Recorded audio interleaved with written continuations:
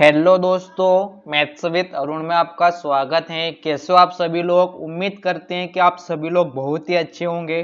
तो दोस्तों, आज हम इस वीडियो में बात करने वाले हैं प्रॉफिट एंड लॉस चैप्टर से टाइप 42 के क्वेश्चंस को। और दोस्तों, इससे पहले हमने टाइप 41 तक के अलग अलग टाइप के अलग अलग क्वेश्चंस का वीडियो अपलोड कर दिया है। यदि आपने अभी तक नहीं देखा है तो उनके लिंक डिस्क्रिप्शन बॉक्स में दे रखे हैं। और दोस्तों, प्रॉफिट एंड लॉस चैप्टर के बाद में हम डिस्काउंट चैप्टर को शुरू करेंगे, क्योंकि वो भी प्रॉफिट एंड लॉस चैप्टर के ऊपर ही डिपेंड करता है, इसलिए उस चैप्टर को हम शुरू करेंगे।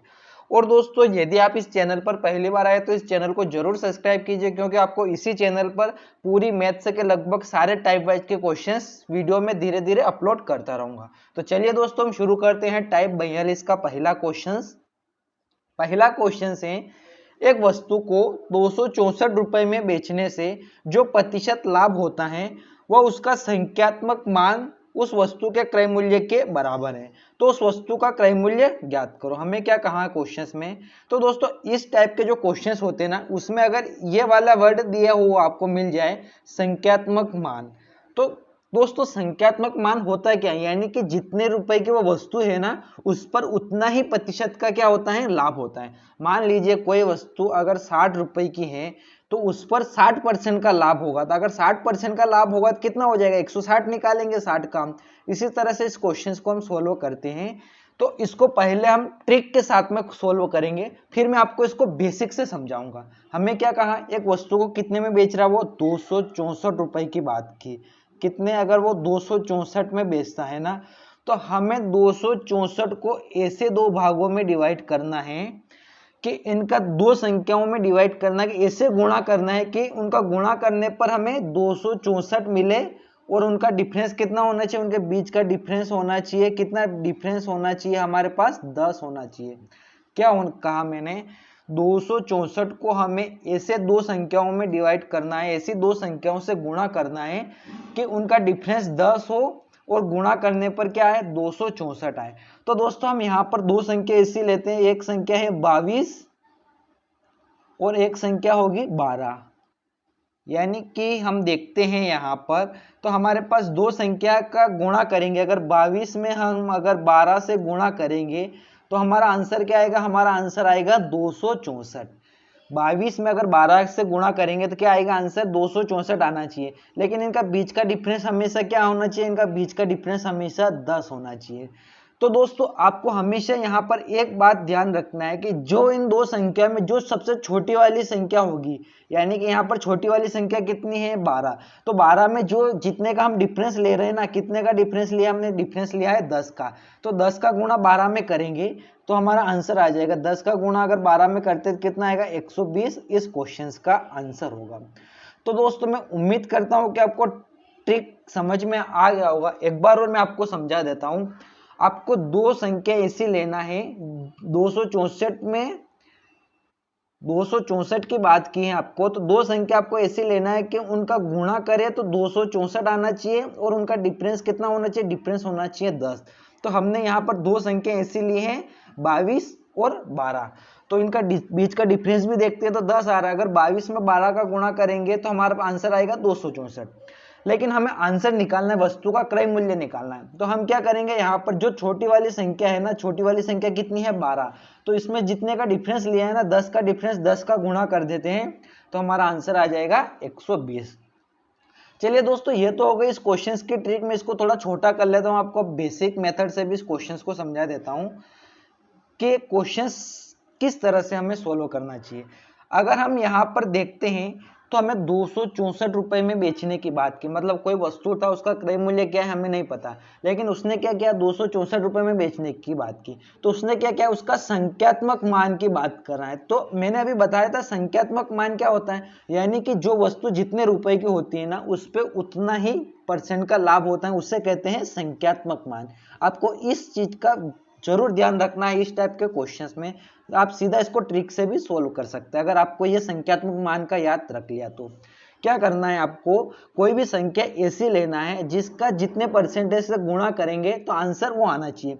अगर आप इस क्वेश्चन को सीधा ऑप्शन से भी ले सकते हैं। अगर मान लीजिए हमने ऑप्शन 120 उठाया तो 120 का 120% निकालेंगे तो कितना आएगा, 120 का अगर हम 120% निकालते हैं तो गुणा करेंगे तो कितना हो जाएगा, 120% से आएगा 144, कितना आएगा 144 आएगा। लेकिन हमने वस्तु का क्रय मूल्य क्या माना था, 120 माना था, यानी कि उसे 144 रुपए का क्या हुआ, लाभ हुआ, किसके ऊपर, 120 के ऊपर।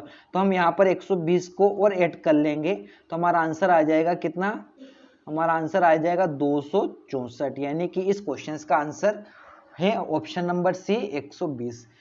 चलिए दोस्तों, इसी टाइप का हम एक क्वेश्चन और सोल्व करते हैं ताकि आपको इस टाइप के क्वेश्चन बहुत ही आसानी से समझ में आ जाए। अगला क्वेश्चन है, किसी वस्तु को 96 रुपए में बेची गई, यदि लाभ की प्रतिशतता संख्यात्मक मान के रूप में उससे क्रय मूल्य के बराबर है तो वस्तु का क्रय मूल्य ज्ञात करो। हमें क्या कहा है, किसी वस्तु को कितने रुपए में बेचा गया है, किसी वस्तु की बात की तो उसे बेचा गया है 96 रुपए में, तो हमने लिख लिया 96 रुपए में उसे बेचा गया। तो मैंने क्या कहा था आपसे कि 96 को ऐसी दो संख्याओं से गुणा करना है कि गुणा करने पर आंसर आना चाहिए कितना, 96 आना चाहिए, और उनका बीच का डिफरेंस कितना होना चाहिए, बीच का डिफरेंस होना चाहिए 10। तो हम यहाँ पर दो संख्या ऐसी लेते हैं तो यहाँ पर होता है 16 का गुणा 6 में करेंगे तो 16 चौक 96, 16 छंग 96 होता है। 16 का गुणा अगर हम 6 में करेंगे तो हमारा आंसर क्या होगा, 16 का गुणा 6 में करते तो 96 आता है, लेकिन इनका बीच का डिफरेंस की बात करेंगे तो बीच का डिफरेंस कितना आ रहा है, बीच का डिफरेंस आ रहा है 10 आ रहा है, कितना आ रहा है 10 आ रहा है। तो मैंने क्या कहा था आपसे कि जो छोटी वाली संख्या होगी, जो भी इन दो संख्याओं में जिनका भी हम गुणा करेंगे आपस में, इनका आपस में गुणा करते हैं तो आंसर 96 आता है गुणा करने पर, और इनका बीच का डिफरेंस कितना 10 है। तो जो छोटी वाली संख्या है, जो भी छोटी वाली संख्या है उसमें क्या करेंगे, जो डिफरेंस है ना उसका गुणा कर लेंगे। तो अगर 10 का गुणा हम 6 में करते हैं तो कितना आएगा, 10 का गुणा 6 में करेंगे तो आएगा 60, यानी कि हमारा क्वेश्चन का आंसर क्या होगा, ऑप्शन नंबर ए इस क्वेश्चन का आंसर होगा। तो दोस्तों ये तो इस क्वेश्चन की ट्रिक थी, एक बार और हम इसी क्वेश्चन को बेसिक मेथड से समझ लेते हैं ताकि आपको और भी अच्छी तरह से क्वेश्चन समझ में आ जाए। हमेशा संख्यात्मक मान को आपको ध्यान में रखना है, क्या करना है, हमेशा संख्यात्मक मान की बात करता है तो आपको ध्यान में रखना है संख्यात्मक मान वो होता है जितनी कि वो संख्या होती है, जितने की वो वस्तु होती है उसे उतने का ही लाभ हो रहा है। अगर हम ऑप्शन से उठाते हैं तो यहाँ पर ऑप्शन नंबर एक को पहले मैं आपको एक बार ऑप्शन नंबर मान लीजिए कोई भी ले सकते, ऑप्शन नंबर डी को हम ले लेते हैं। अगर 90 में 90% का लाभ तो कितना होगा, 119 करेंगे हम, 119 का गुणा 9 में करते हैं तो कितना आएगा, हमारा आंसर आएगा 171, लेकिन 171 हमारा नहीं है 96, यानी कि हमारा इस क्वेश्चन का आंसर क्या होगा, 90 ऑप्शन से करते हैं तो 90 नहीं होगा।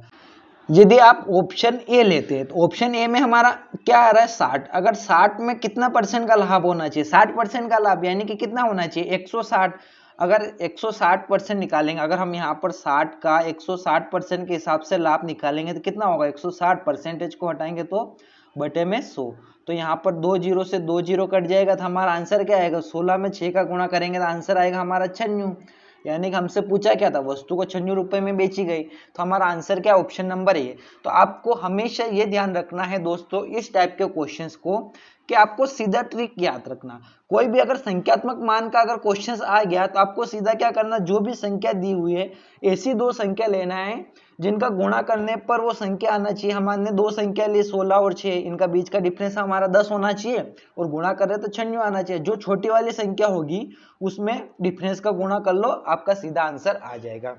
तो दोस्तों मैं उम्मीद करता हूं कि आपको टाइप 42 के दोनों क्वेश्चंस बहुत ही अच्छी तरीके से समझ में आ गए होंगे। तो दोस्तों आपको एक क्वेश्चंस प्रैक्टिस के लिए दिया जाता है, देखते हैं कितने स्टूडेंट इस क्वेश्चंस का सही जवाब देते हैं। तो प्लीज दोस्तों आपसे यही रिक्वेस्ट रहेगा, सभी स्टूडेंट इस क्वेश्चंस का जरूर जवाब दीजिए, क्योंकि अगले वीडियो में आपका जरूर नाम लिया जाएगा जो भी स्टूडेंट इस क्वेश्चंस का सही जवाब देंगे उन सभी का। और दोस्तों यदि आप इस चैनल पर पहली बार आए तो इस चैनल को जरूर सब्सक्राइब कीजिए, और यदि आपको मेरे समझाने का तरीका अगर अच्छी तरीके से मैं समझा रहा हूँ आपको और आपको क्वेश्चन समझ में आ रहे हो तो इस वीडियो को अधिक से अधिक जरूर शेयर कीजिए। और दोस्तों वीडियो देखने के लिए आपका बहुत बहुत धन्यवाद।